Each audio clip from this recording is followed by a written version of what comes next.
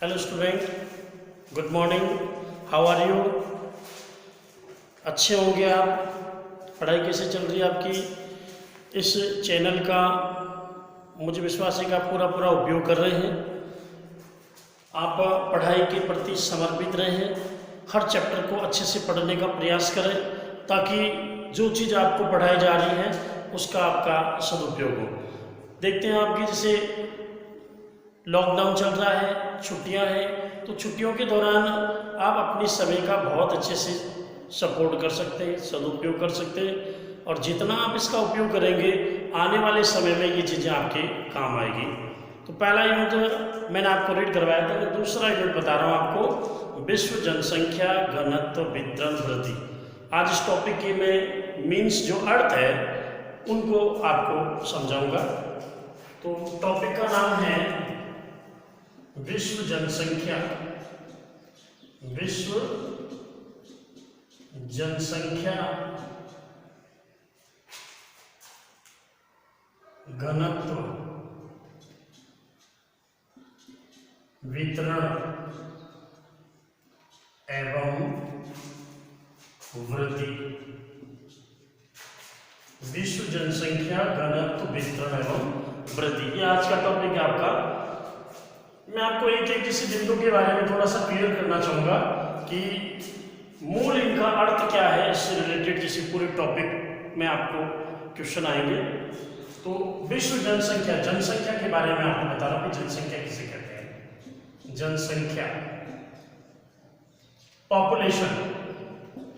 जनसंख्या की परिभाषा वैसे आप उचित जानते हैं भी, जनसंख्या किसे कहते हैं। सामान्य तौर पर मानते भी इस देश में जो रहने वाले लोग हैं उसको हम जनसंख्या कहते हैं। तो यहाँ जनसंख्या की मैं आपको परिभाषा बता रहा हूँ कि जनसंख्या किसे कहते हैं कि निश्चित भौगोलिक क्षेत्र में और निश्चित समय में निवास करने वाले लोगों की संख्या को, निश्चित भौगोलिक क्षेत्र, भौगोलिक क्षेत्र इसका निश्चित होता है, निश्चित भौगोलिक क्षेत्र, निश्चित भौगोलिक क्षेत्र एवं निश्चित भौगोलिक क्षेत्र एवं निश्चित समय में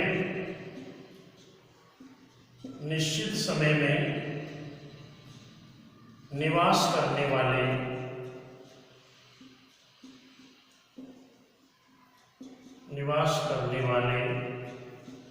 लोगों की संख्या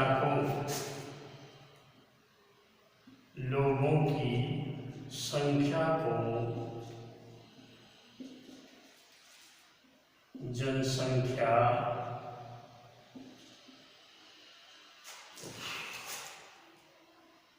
कहते हैं। बिल्कुल सिंपल है। जनसंख्या निश्चित भौगोलिक क्षेत्र में और निश्चित समय में निवास करने वाले लोगों की संख्या को जनसंख्या कहते हैं। अर्थात इसका जो भौगोलिक क्षेत्र है, जैसे सपोज मैं कहूँ कि राजस्थान की जनसंख्या, तो राजस्थान की जनसंख्या का जो भौगोलिक क्षेत्र है वो बिल्कुल फिक्स है। तो ये राजस्थान की भौगोलिक क्षेत्र हो गया। निश्चित समय मैंने आपको बताया था कि समय के संदर्भ में अगर हम देखें तो समय 10 वर्ष। अब 10 वर्ष कैसे कि हमारी जो जनगणना होती है, गणना प्रत्येक 10 वर्ष बाद होती है।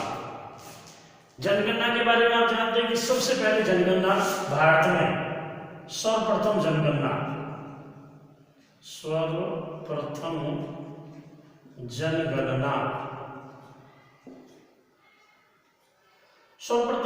हुई थी 1872 में। पहली जनगणना हुई थी 1872 में। विधिवत जनगणना हुई थी, विधिवत का मतलब इसके अंतर्गत प्रवास को भी शामिल किया था, इसके अंतर्गत प्रवास को भी शामिल किया था। और वो जनगणना हमारी थी 1881। तब से लेकर वर्तमान में प्रत्येक 10 वर्ष बाद में जनगणना संपन्न होती है।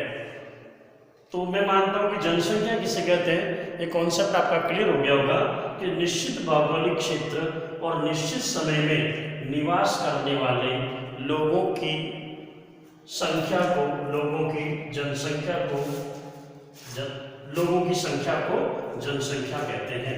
मैंने आपको ये चीजें बताई कि यहाँ ये चीज आप देखेंगे कि निश्चित भौगोलिक क्षेत्र यानी भौगोलिक सीमाएं निश्चित होती है, तो ये इसकी निश्चित हम कहेंगे राजस्थान, तो ये राजस्थान की जनसंख्या, इसका मतलब राजस्थान की भौगोलिक जो सीमाएं है वो बिल्कुल फिक्स है।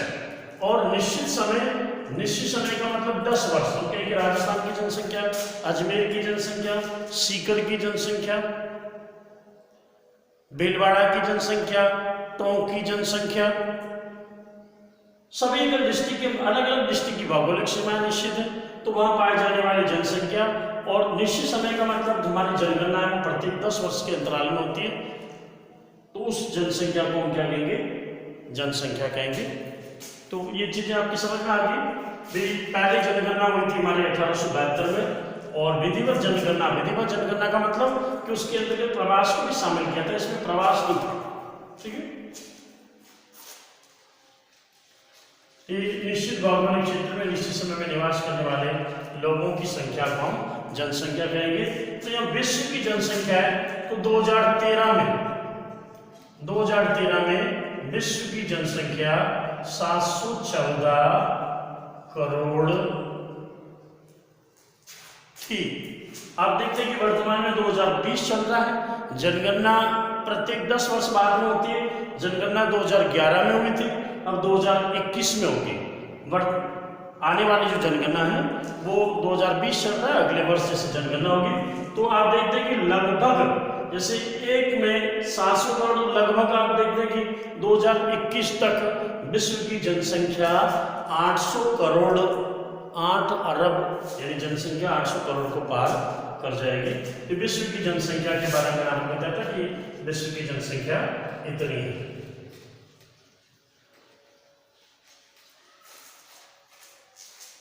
ये विश्व की जनसंख्या। अब मैं दूसरा टॉपिक आपको बता रहा हूं, घनत्व, डेंसिटी, घनत्व। आप देखते हैं कि घनत्व, जनसंख्या घनत्व, जनसंख्या घनत्व। आप देखते हैं कि जनसंख्या घनत्व में दो बिंदु है, एक तो जनसंख्या,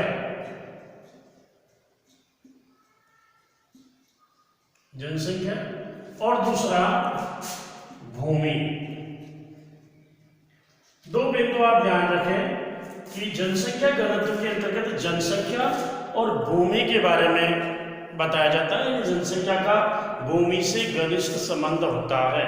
तो जनसंख्या घनत्व का मतलब क्या है कि जनसंख्या घनत्व जनसंख्या और भूमि के बीच का अनुपात है, जो प्रति वर्ग किलोमीटर के माध्यम से ज्ञात किया जाता है। तो प्यारे स्टूडेंट्स, अब आप देखते हैं कि जनसंख्या घनत्व किसे कहेंगे, तो आपकी समझ में आ गया होगा कि प्रति वर्ग किलोमीटर में रहने वाले लोगों की संख्या को जनसंख्या घनत्व कहते हैं। प्रति वर्ग किलोमीटर, 1 वर्ग किलोमीटर। तो जनसंख्या घनत्व क्या है कि जनसंख्या घनत्व जनसंख्या और भूमि के बीच का अनुपात है।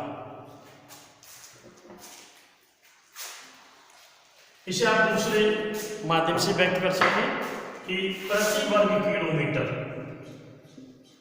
प्रति वर्ग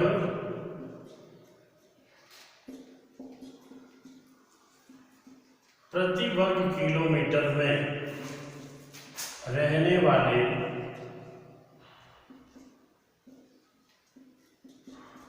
संख्या को जनसंख्या घनत्व कहते हैं। जनसंख्या घनत्व प्रति वर्ग किलोमीटर में रहने वाले लोगों की संख्या को जनसंख्या घनत्व कहते हैं। मैंने आपको पहले बताया था कि जनसंख्या घनत्व जनसंख्या और भूमि के अनुपात को कहते हैं, लेकिन यहाँ ये शब्द आ गया 1 वर्ग किलोमीटर। प्रति वर्ग किलोमीटर कह दो, या यहाँ पर आप 1 वर्ग किलोमीटर भी कह सकते हैं, प्रति शब्द का भी इस्तेमाल कर सकते हैं 1 का भी इस्तेमाल कर सकते हैं। अर्थात 1 वर्ग किलोमीटर, एक इधर एक इधर एक इधर, 1 1 1 1। वर्ग की परिभाषा आप जानते हैं कि वर्ग किसे कहते हैं, तो प्रति वर्ग किलोमीटर, वर्ग यानी जिसकी 4 भुजाएं समान होती थी, यहाँ प्रति वर्ग किलोमीटर, 1 वर्ग किलोमीटर में निवास करने वाले लोगों की संख्या को जनसंख्या घनत्व कहते हैं। तो जनसंख्या का घनत्व आप देखते हैं कि समान नहीं पाया जाता, कहीं पर जनसंख्या अधिक और कहीं पर जनसंख्या कम पाई जाती है। भारत का जैसे जनसंख्या घनत्व 384 व्यक्ति प्रति वर्ग किलोमीटर है। आप देखते हैं कि जनसंख्या का घनत्व दिन प्रतिदिन बढ़ता जा रहा है।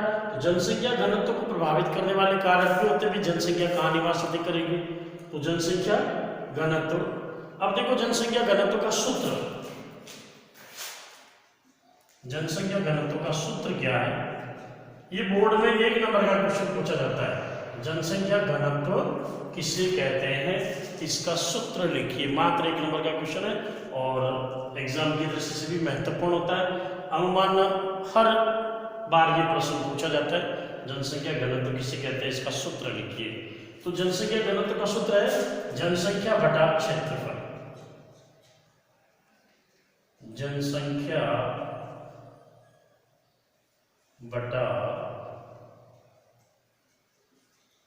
क्षेत्रफल, जनसंख्या बटा क्षेत्रफल। सूत्र मैंने आपको पहले बताया था, जनसंख्या और भूमि के बीच का अनुपात है, क्षेत्रफल एरिया। तो जनसंख्या घनत्व का सूत्र क्या हो गया कि जनसंख्या बटा क्षेत्रफल। क्लियर हो गया। जनसंख्या घनत्व के प्रकार के होते हैं, कायिक घनत्व, कृषि घनत्व, पोषण घनत्व, आर्थिक घनत्व, आंकिक घनत्व। मैं आपको यहाँ क्लियर कर रहा हूं कि ये जो जनसंख्या घनत्व का सूत्र है, किसका सूत्र है, जनसंख्या घनत्व का सूत्र। इस जनसंख्या घनत्व के सूत्र को आंकिक घनत्व भी कहते हैं। आंकिक घनत्व,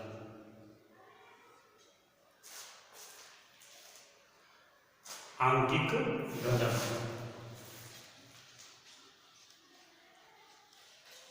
जनसंख्या घनत्व क्लियर हो गया होगा। जनसंख्या घनत्व किसे कहते हैं कि निश्चित प्रति वर्ग किलोमीटर में रहने वाले लोगों की संख्या को हम जनसंख्या घनत्व कहते हैं। इसका सूत्र क्लियर हो गया। इसमें आप देखते हैं कि दूसरा सूत्र पूछा जाता है कायिक घनत्व का सूत्र। कायिक घनत्व का सूत्र, कायिक घनत्व का सूत्र। कायिक घनत्व का सूत्र जनसंख्या बटा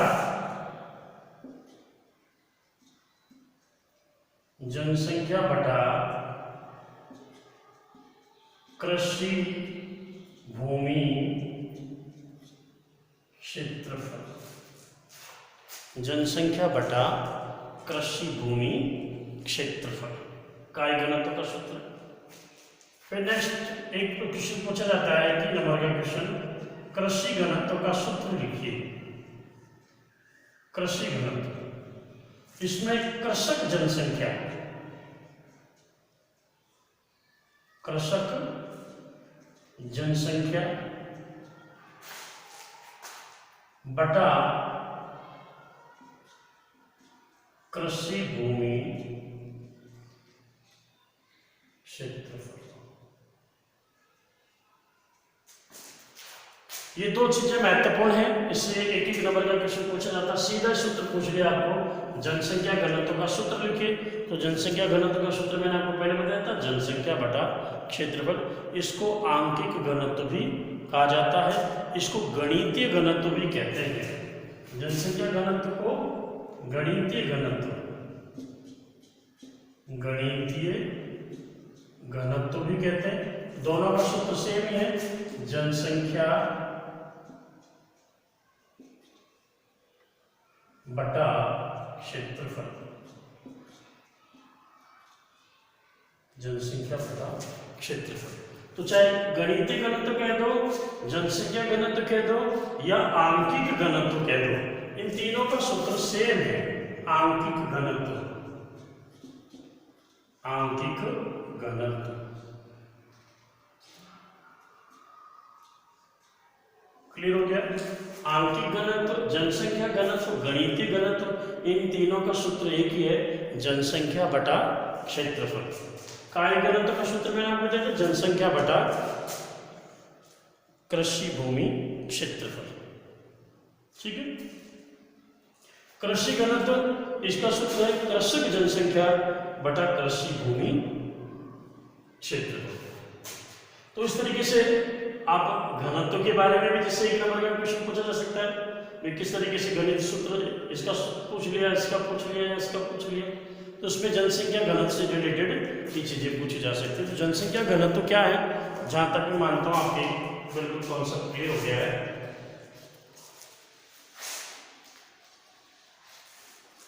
फिर तीसरा बिंदु आपका वितरण।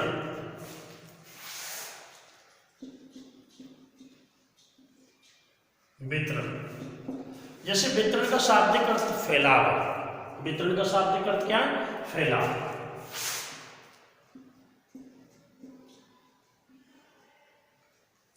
वितरण का शाब्दिक अर्थ फैलाव। वैसे वितरण का अर्थ बांटना भी होता है, हम किसको जैसे कोई चीज बांटते हैं, भी वितरण कर दो उसको, तो वितरण यहाँ जैसे जनसंख्या से रिलेटेड है, तो जनसंख्या को बांटना ही हो सकता है।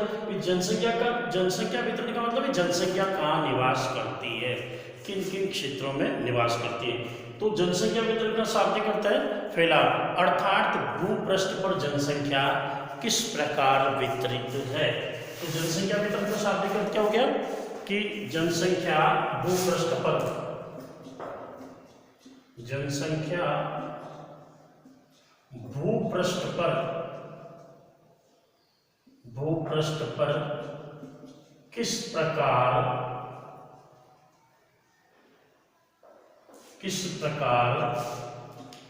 वितरित है। वितरण का शाब्दिक अर्थ मैंने आपको बताया था कि फैलाव है, अर्थात जनसंख्या भूपृष्ठ पर किस प्रकार वितरित है। आप देखते हैं कि जो विश्व जनसंख्या का जो वितरण है वो क्या है, असमान है। विश्व में लगभग आप जनसंख्या को देख लें, संसाधन को देख लें, संसाधन में आप जल को ले लें, वनस्पति को ले लें, मृदा को ले लें, सभी इनका वितरण सभी जगह समान नहीं है। कहीं पर आप देखते हैं कि इसकी संख्या ज्यादा होती है, तो कहीं पर इसकी जनसंख्या कम होती है। पॉपुलेशन को अगर हम देखें तो विश्व के किसी एक भाग में जनसंख्या ज्यादा पाई जाती है, जबकि दूसरे भाग में जनसंख्या कम पाई जाती है। तो जनसंख्या का वितरण असमान पाया जाता है। कॉन्सेप्ट क्लियर हो गया होगा आपका कि वितरण का शाब्दिक अर्थ फैलाव है, अर्थात जनसंख्या भूपृष्ठ पर किस प्रकार फैली हुई है, वितरित है। मैंने आपको बताया था कि विश्व की जनसंख्या का जो वितरण है वो क्या है, असमान है। हम विश्व की जनसंख्या के बारे में पढ़ रहे हैं, तो जनसंख्या का वितरण क्या है, असमान है। तो इसका एक मैं आपको उदाहरण पेश करता हूँ। भाई विश्व की जनसंख्या किस प्रकार असमान है, तो भूपृष्ठ पर यानी 90% भूभाग पर, 90% भूभाग पर 10% जनसंख्या निवास करती है।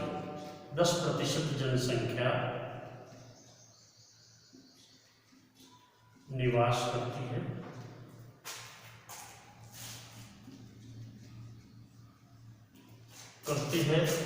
जबकि 10% भूभाग पर 90% जनसंख्या निवास करती है। आप देखते हैं कि आंकड़े दोनों एकदम बिल्कुल भिन्न है। 90% भूभाग पर मात्र 10% जनसंख्या निवास करती है, जबकि 10% भूभाग पर 90% जनसंख्या निवास करती है। तो ये जनसंख्या के वितरण को क्या दिखा रहा है, असमान दिखा रहा है। भाई एक 90% भूभाग पर मात्र 10% लोग रह रहे। आप देखते हैं कि 90% भूभाग आप किसे कहेंगे, जैसे मरुस्थलीय क्षेत्र, पर्वतीय क्षेत्र, बीहड़ खड्ड वाले जो भूभाग है, जहाँ हिमाच्छादित क्षेत्र, जहाँ मनुष्य का जीवन असंभव है, वहाँ मात्र 10% जनसंख्या निवास करती है। तो विश्व के 90% भूभाग है जहाँ जनसंख्या का वितरण बहुत ही कम पाया जाता है, यानी मानव निवास के लिए अनुकूल दशा नहीं पाई जाती, ना उपयुक्त जलवायु है, ना जल की उपलब्धता है, ना उपजाऊ मिट्टी पाई जाती है, ना संसाधन वहाँ विद्यमान है, इसलिए यहाँ पर जनसंख्या का वितरण कम पाया जाता है। जबकि आप देखते हैं कि 10% भूभाग ऐसे होते हैं जहाँ अनुकूल जलवायु है, उपलब्ध मिट्टी की उपलब्धता है, जल की उपलब्धता है, इसके कारण यहाँ जनसंख्या का वितरण है वो सबसे ज़्यादा पाया जाता है। तो दूसरा बिंदु लगभग मैं मानता हूँ आपका क्लियर हो गया होगा कि वितरण का मतलब क्या है कि भूपृष्ठ पर किस प्रकार जनसंख्या वितरित है। तो 90% भूभाग पर 10 और 10% पर 90% जनसंख्या निवास करती है। तो यहाँ ये चीजें कॉन्सेप्ट आपका क्लियर हो गया। तीसरा बिंदु है, 2 मिनट में आपको और क्लियर कर लूं, वृद्धि। वृद्धि का शाब्दिक अर्थ है, वृद्धि का शाब्दिक अर्थ है परिवर्तन। वृद्धि का शाब्दिक अर्थ है परिवर्तन, अर्थात जनसंख्या में क्या आ रहा है, परिवर्तन आ रहा है। मैं आपको एक चीज और बताऊं, परिवर्तन है वो 2 प्रकार का होता है, धनात्मक और ऋणात्मक। जनसंख्या बढ़ भी सकती है और जनसंख्या घट भी सकती है। तो जनसंख्या बढ़ने में परिवर्तन क्या हो गया, धनात्मक भी हो सकता है और ऋणात्मक भी हो सकता है। मैं आपको बता दूं कि 1911 से लेकर 1911 से 1921 की दशाब्दी ऐसी थी जिसमें जनसंख्या बढ़ने की बजाय घट गई थी, ऋणात्मक हो गई थी। तो संपूर्ण विश्व में मात्र एक ही ऐसी दशाब्दी है जिसमें जनसंख्या बढ़ने की बजाय घट गई थी। तो याद रखने योग्य बिंदु है, 1 नंबर के क्वेश्चन पूछा जा सकता है कि विश्व में कौन सी दशाब्दी में जनसंख्या बढ़ने की बजाय घट गई अर्थात ऋणात्मक होगी।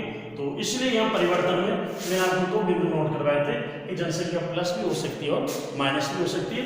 इसके बाद तो निरंतर जनसंख्या में प्लस ही हो रहा है, माइनस नहीं हो रहा है। तो मैं आज के लिए आपको इतना ही बता रहा हूँ। कल मैं पुनः आपको इस वृद्धि वितरण इनके बारे में डिटेल और इनकी कहाँ जनसंख्या कितनी है उसके बारे में डिटेल बताऊंगा, जनसंख्या वृद्धि का अर्थ क्या है। तो प्यारे स्टूडेंट्स, आप इस चैनल को लाइक करें, सब्सक्राइब करें और फॉलो करने का प्रयास करें, ज़्यादा से ज़्यादा इसको शेयर करें, आइकन बटन को दबाएं। थैंक्स।